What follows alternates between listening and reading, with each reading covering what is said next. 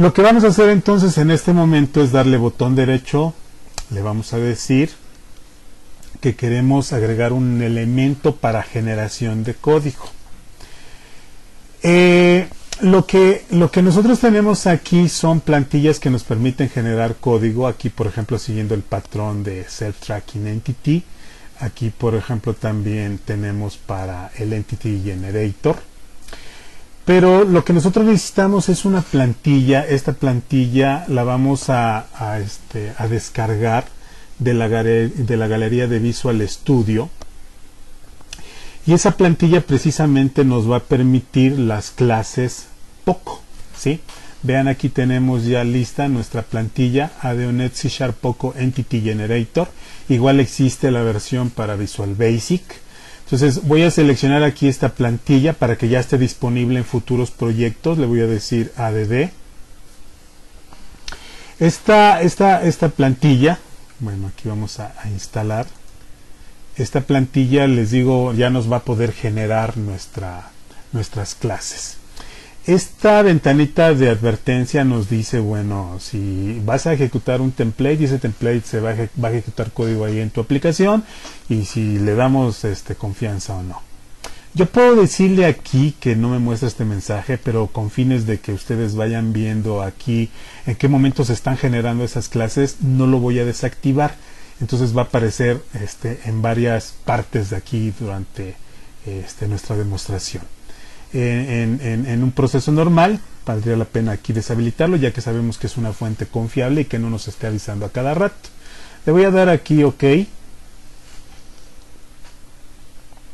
Y prácticamente ya está todo listo. Vean, aquí se está ejecutando. Cada que salvemos también nuestro modelo se va a regenerar precisamente los elementos que nos agregue este generador de código. Entonces, como comentábamos, esto de las clases Poco nos puede ser útil para no violar los principios, ¿verdad?, del desarrollo en capas, y sobre todo cuando trabajamos con Windows Communication Foundation desarrollando aplicaciones SOA. Veamos qué ha sucedido. Voy a cerrar aquí. Voy a decirle que quiero guardar. Vean, al estar guardando se regenera. Realmente se están generando dos archivos de plantillas. Si yo veo aquí mi explorador de soluciones, estos dos archivos de plantilla, déjenme aquí cerrar, por ejemplo, esto. Y aquí tenemos, por ejemplo, el Model 1 y el Model 1 Context. ¿Correcto? Estos representan precisamente a las plantillas que van a permitir generar precisamente dos elementos. Dos elementos que por un lado representan el contexto. Este contexto nos va a permitir tener acceso a nuestra base de datos. Tenemos aquí sus constructores. Tenemos aquí, por ejemplo, este código que nos va a permitir interactuar con nuestra entidad de amigo. Esta plantilla sí está relacionada con el Entity Framework. Y luego, por otro lado, aquí tenemos nuestra otra plantilla, y esta plantilla es la que se encarga de generar precisamente las clases Poco. Veamos aquí, le voy a dar botón derecho y vean cómo tenemos aquí una clase amigo y simplemente tiene las propiedades que nos permiten representar los elementos o los campos de nuestra tabla, nuestro registro.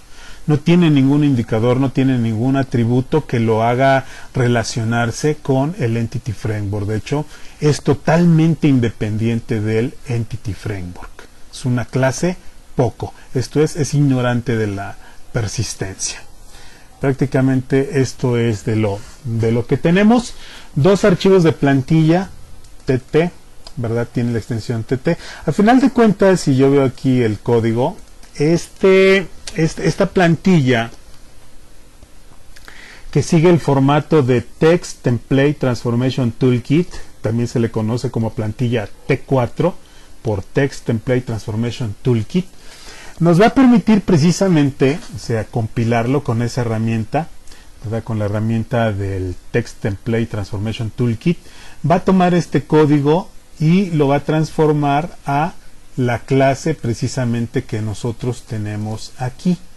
Es esta, ¿sí? Entonces esta plantilla, el código de esta plantilla, al ejecutarse esta herramienta de Text Template Transformation Toolkit de manera automática, ¿verdad? Se va a generar este código, precisamente es esto. Lo mismo es el caso para la plantilla que tenemos acá, que crea nuestras clases. Voy a darle botón derecho, perdón, voy a darle doble clic para ver el código. Y aquí tenemos precisamente también, vean cómo aquí toma como parámetro de entrada el nombre de nuestro modelo, de nuestro EDMX, que sería este. Toma esta información, la procesa y a través de todo este código que se compila, se genera todo esto al vuelo, se va a generar precisamente la clase, esta de amigo, que es la clase Poco. Y aquí tenemos también otra clase que se genera que va a permitir indicar, precisamente nos va a servir para la sincronía en las relaciones cuando tengamos aquí relaciones entre una o más tablas. Bien, prácticamente entonces aquí ya tenemos esto en principio. Estas plantillas, como comentábamos, son generadas cuando guardamos el modelo de entidades CDMX, así que no debemos modificar el contenido de las clases generadas. Si nosotros modificáramos el contenido de esta clase o inclusive de esta clase, prácticamente cuando volvamos a salvar nuestro archivo EDMX se van a sobreescribir los cambios, ¿sí? Entonces, si queremos hacer cambios, lo recomendado es modificar directamente aquí el modelo, ¿sí? Y automáticamente al salvar va a hacer que se generen estas otras clases. También estas clases nosotros podemos ejecutar la herramienta para que se regeneren las clases a través de el código que tenemos acá. Entonces, al darle botón derecho y decirle Run Custom Tool, se va a generar esta y esta. Lo mismo para este caso se generaría esta. Entonces, ya sea salvando o ya sea botón derecho y ejecutar la herramienta personalizada. Otro punto interesante del soporte de Poco en Entity Framework 4 es que nosotros ahora ya podemos separar, ¿verdad?, las entidades del modelo. Esto es del Entity Framework. Ya no va a ser dependiente del Entity Framework, ya no va a ser dependiente de una tecnología y en consecuencia ya podríamos separar estas entidades en su assembly propio, de tal forma que lo ubiquemos en la capa común, en la capa de entidades, donde esta capa común o capa de entidades va a poder ser utilizada por todas las demás capas, dado que es independiente de acceso a datos, es independiente de la capa de presentación y más bien es común, que vamos a utilizar como cascarón, como plantilla para el paso de datos entre las distintas capas. Entonces, lo que vamos a hacer ahora es crear nuestra capa. Vamos a decirle aquí que quiero agregar un nuevo proyecto. Este nuevo proyecto que sea un class library. Este nuevo class library le voy a poner como nombre entidades. Y le voy a decir aquí, ok, class library, entidades, ok.